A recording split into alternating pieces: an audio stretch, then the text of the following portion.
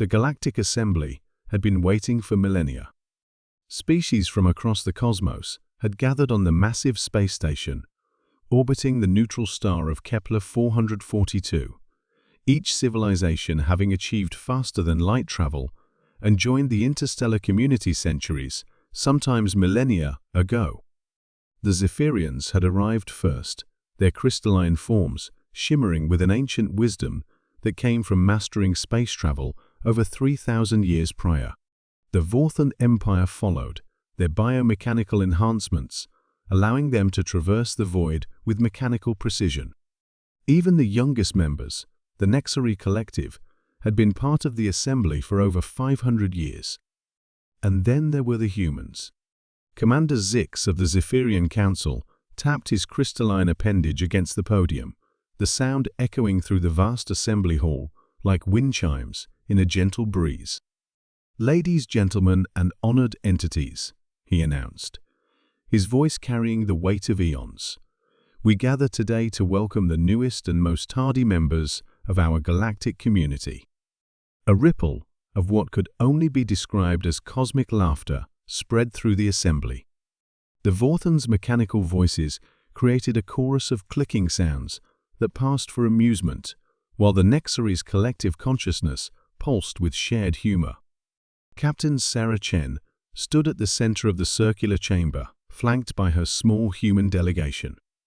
Her uniform bore the insignia of the United Earth Federation, a symbol that meant nothing to the assembled aliens but everything to the 6 billion souls back on her blue-green planet. She kept her expression neutral, though she could feel the weight of thousands of alien eyes, sensors and consciousness fields, focused on her with barely concealed disdain. "The humans," Zix continued, "have only just discovered faster than light travel. While our youngest members achieved this milestone 5 centuries ago, these creatures have taken until now to join us. Their technology is primitive, their ships crude, and their understanding of the universe." He paused dramatically. "Elementary." Ambassador Threnx of the Vorthon Empire stepped forward, his cybernetic enhancements gleaming under the artificial starlight. "The Vorthon databases indicate that humans have been aware of our existence for only decades. They've been broadcasting radio signals into space, like children shouting into a canyon, hoping for an echo." The mechanical translator made his contempt clear. "Perhaps we should have sent them a manual." The assembly erupted in alien approximations of laughter. The sound was a cacophony of chimes, clicks, electronic pulses, and harmonic vibrations that made Captain Chen's teeth ache. She noticed how her small team tensed beside her Dr. Martinez, the xenobiologist, Lieutenant Commander Park, their military strategist, and Ambassador Rodriguez, their diplomatic specialist. Each of them had volunteered for this mission, knowing they would likely face exactly this kind of reception. However, Zix announced, raising a crystalline hand for silence, "The Galactic Assembly is nothing if not generous. We shall offer these humans a trial membership, contingent upon their ability to prove they belong among civilized species." That was when the alarms began. The assembly hall erupted into chaos as emergency signals flashed in a dozen different spectrums of light. The universal translator crackled with urgent messages in hundreds of languages, but the central message was clear. The space station was under attack.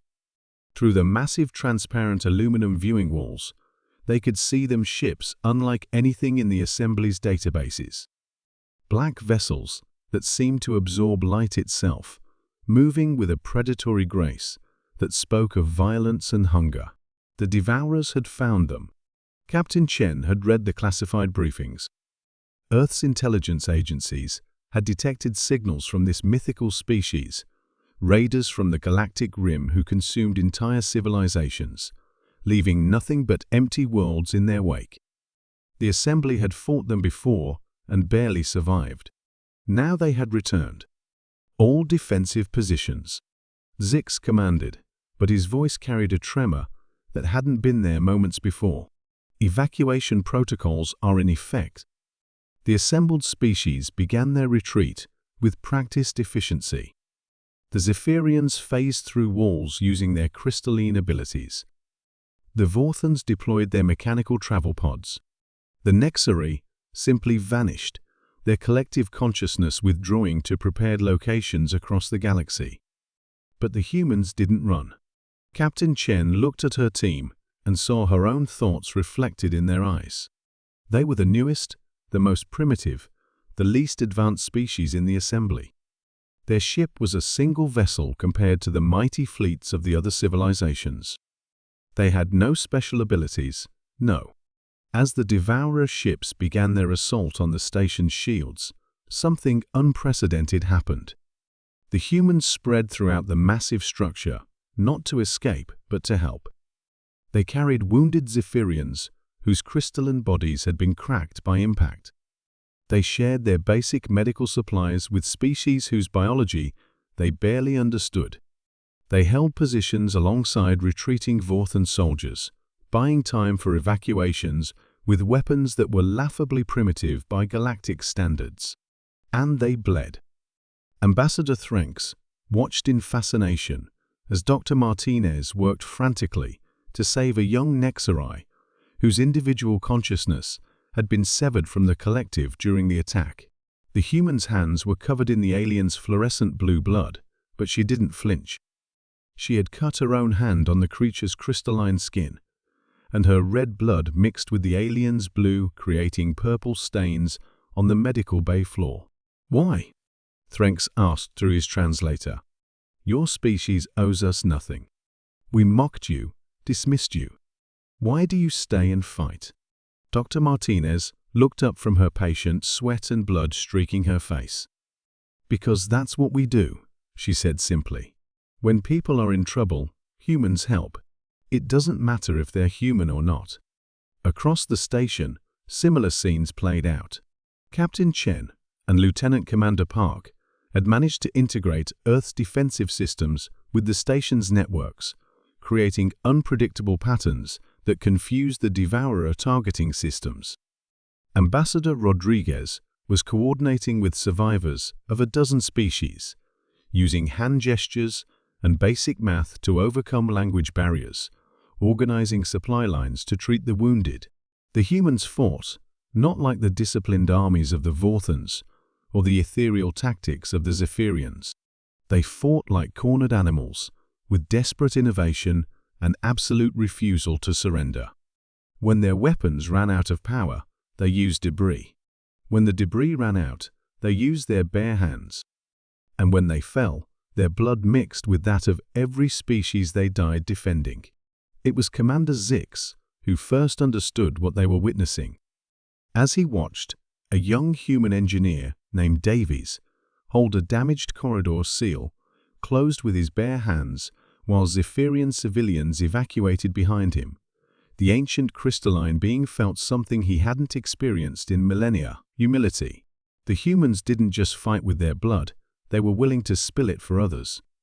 They possessed something that none of the advanced species had retained through their centuries of technological progress: the willingness to sacrifice themselves for strangers. When the battle finally ended, the Devourers retreating in the face of unexpected resistance, the assembly hall was silent except for the sound of emergency repair systems.